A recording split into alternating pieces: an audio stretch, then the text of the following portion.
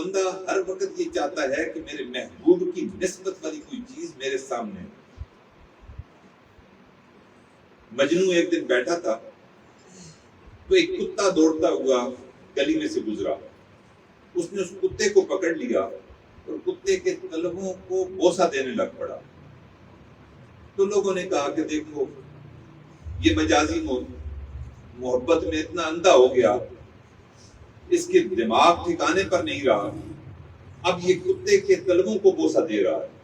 اس نے کہا کہ میں کتے کے قلبوں کو بوسہ نہیں دے رہا, یہ کتا میرے محبوب کی گلی کے سامنے سے گزر کر آ رہا ہے, میں اپنے محبوب کے قلبوں کے نیچے جو خاک آتی ہے اس کو بوسہ دے رہا ہوں. اللہ تعالیٰ نے ہم فقیروں کے اوپر بھی مہربانی کر دی کہ ہم کہاں جاتے, اللہ کو اگر دیکھنا ہوتا, اللہ سے اگر ملاقات کرنی ہوتی, اگر اللہ کو اپنی سنانی ہوتی, تو اللہ تعالیٰ نے ایک ہمیں رخ دے دیا کہ تم میرے عاشق ہو, تم مجھے محسوس کرنا چاہتے ہو, تم مجھ سے باتیں کرنا چاہتے ہو, تم جہاں کہیں بھی ہوگے قبلہ رخ کر لینا, میں تیری عبادت کو بھی محسوس کروں گا اور تیری مانگی ہوئی دعاؤں کو بھی شرف قبولیت عطا کروں گا.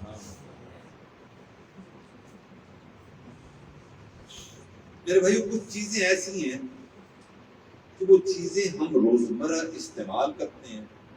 روزمرہ دیکھتے ہیں, ہر وقت وہ ہماری نظروں کے سامنے کچھ وقت کے بعد ضرور آ جاتی ہیں, لیکن ان چیزوں سے ہمارا جی نہیں کرتا.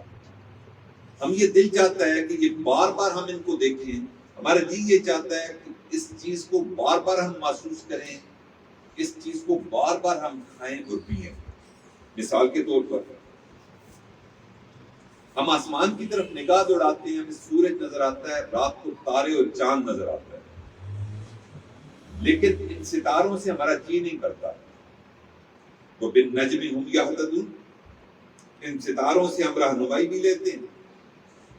اور اللہ تعالیٰ کی قدرت کے نظارے بھی ہم کرتے ہیں. اللہ تعالیٰ نے اس کو مصابیح سے روشنی,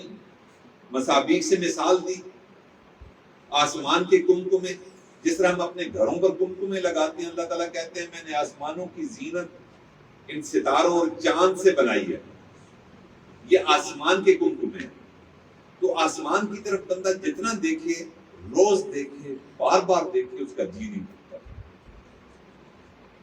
دوسرا, کوئی بھی مشروب ہو, انسان پی پی کر اکتا جاتا ہے, لیکن پانی ایک ایسا مشروب ہے کہ اس پانی کو پینے سے انسان اکتاتا نہیں, بلکہ بار بار طلب کرتا ہے کہ مجھے پانی دے دو, میں اپنے اندر تازگی محسوس کرنا چاہتا ہوں,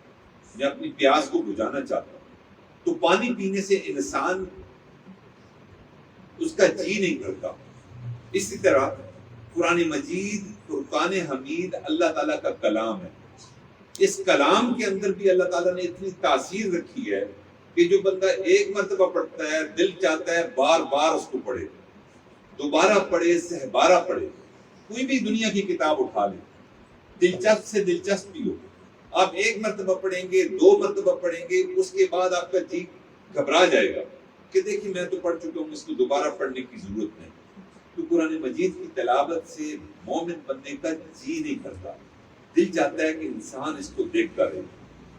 اس کی تلاوت کرتا رہے. اور ایک اور چیز ایسی ہے کہ اس سے انسان کا جی نہیں کرتا, وہ ہے بیت اللہ شریف کی عمارت. وہ کالا کوٹھا جس پر کالا غلاف ہے, اس کے پتھر جوڑ کر اس کو بنایا گیا ہے. شاید ایسے ہی سیمنٹ میں اس میں استعمال ہوا ہوگا, لیکن اللہ تعالیٰ نے بندے کے دل میں اس کی اتنی محبت ڈال دی کہ انسان کا دل چاہتا ہے چاہے وہ امیر ہو چاہے غریب ہو, مرد ہو زن ہو, جوان ہو بوڑھا ہو, تندرست ہو بیمار ہو, ہر مومن بندے سے اگر آپ یہ سوال کریں کہ اگر دنیا کے سفر کے لیے آپ کا انتخاب کیا جائے تو آپ کہاں جائیں گے, تو ہر محبت والا بندہ یہ چاہے گا کہ میں بیت اللہ شریف کی زیارت کر لوں. اور واقعی جو بندہ ایک بار زیارت کر لیتا ہے اس کا جی چاہتا ہے میں بار بار اس کی زیارت کروں. اور مطاف میں جب ہم جاتے ہیں بیت اللہ شریف کے اندر, تو مطاف میں اور برآمدوں میں کچھ نصیب ایسے ہوتے ہیں ان کے ہاتھ میں کوئی تسبیح نہیں ہوتی, ان کے ہاتھ میں مصحف شریف قرآن پاک نہیں ہوتا، وہ نوافل نہیں پڑھ رہے ہوتے،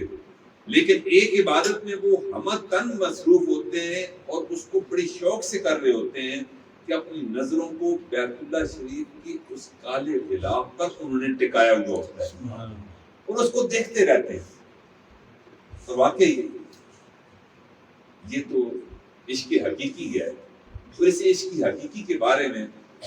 علامہ اقبال نے بڑی خوبصورت بات کی،